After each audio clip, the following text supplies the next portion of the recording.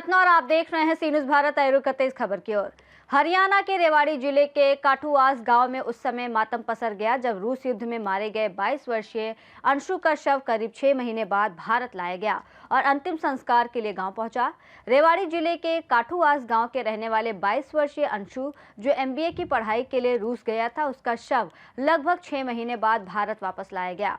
परिजनों के अनुसार अंशु 30 अप्रैल 2025 को बेहतर भविष्य के सपने लेकर रूस गया था, लेकिन वहां पहुंचने के बाद उसे और अन्य युवाओं को कथित तौर पर सेना में भर्ती कर लिया गया। परिजनों ने आरोप लगाया कि अंशु को केवल 1 महीने की बुनियादी ट्रेनिंग दी गई और ये आश्वासन दिया गया कि उसे केवल पीछे की भूमिकाओं में रखा जाएगा, लेकिन बाद में उसे युद्ध क्षेत्र में भेज दिया गया। परिवार का कहना है कि 18 अक्टूबर 2025 को उसे फ्रंट लाइन पर भेजा गया, जहां उसने अंतिम बार अपने कमांडर के फोन से मात्र 15 सेकेंड की वीडियो कॉल पर परिवार से बात की थी। इसके बाद उसका संपर्क टूट गया। परिजन लगातार अंशु की जानकारी के लिए संबंधित विभागों और नेताओं के पास गुहार लगाते रहे, जिसके बाद अप्रैल में उन्हें बताया गया कि अंशु की मौत अक्टूबर 2025 में ही हो चुकी थी।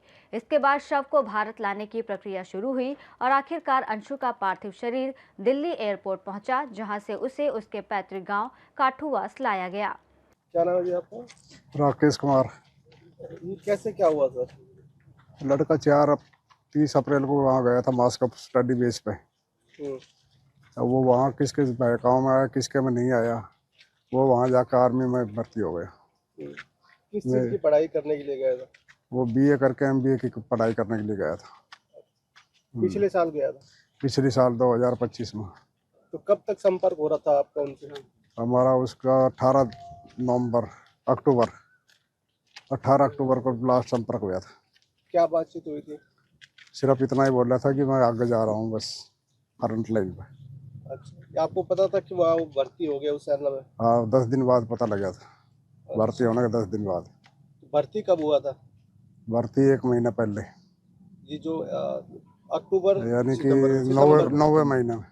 9वें महीने में भर्ती। फिर अभी जैसे आप बता रहे हो कि काफी लंबा समय लगा बॉडी लाने में, आपको कब पता चला कि इस तरह से शहीद हो गए?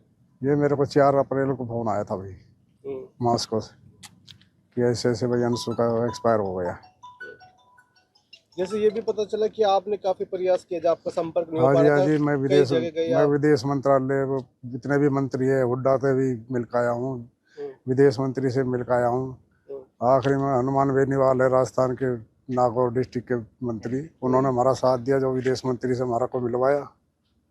जब हम वहाँ तक पहुँचे हैं, उन्होंने 10 दिन का आश्वासन दिया था, भाई जैसे भी होगा, जिंदा मुर्दा जो भी बच्चे फंस रहे हैं सारे को वापसी लाऊंगा। तो मेरी मुलाकात 2 तारीख को हुई थी विदेश मंत्री से, 2 अप्रैल को। 4 तारीख को मेरे पास मैसेज आया था। अच्छा, 2 दिन बाद ही? हाँ जी, हाँ जी। तो उसके बाद भी आपका काफी दिन हो गया आज? हाँ जी, हाँ जी। उन्होंने 10 से 15 दिन का नाम लिया था बॉडी पहुँचाने के लिए। वहाँ भी बात हुई किसी की आपकी? रसिया से भी बात हुई? रसिया मास्को उस एम्बेसी का फोन आया था मेरे पास में परसों। फोन आने के बाद में उन्होंने बताया था जी 2 दिन बाद में आपकी बॉडी पहुंच जाएगी। फिर उन्होंने बिल भेजा एयर का, जो बिल्टी बनती है वो भेजी, उसके बाद लिखा है। तो जिस तरह स्टडी वीजा पे गए वो, हाँ जी, हाँ जी, वहाँ जाके भर्ती हो गए, तो क्या कहेंगे, क्या मांग करते सरकार से सर? अब उसमें क्या बता सकते हैं, वो तो धोखा करे उनके साथ में, बच्चों के साथ में वहाँ पे।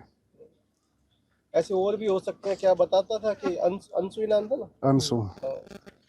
तो अपने उस टाइम में बच्चे अपने हरियाणा के भी थे, राजस्थान के भी थे, 55 बच्चे भर्ती हुए थे, जिसमें जब पंजाब के भी है, JND के भी है, 67 बच्चे भर्ती हुए थे। रेवाड़ी से सीनू संवाददाता चैन सिंह की रिपोर्ट। काठुआस गांव में अंशु का अंतिम संस्कार किया गया, जहां पूरे क्षेत्र में शोक की लहर फैल गई और परिवार न्याय और सच्चाई की मांग करता रहा।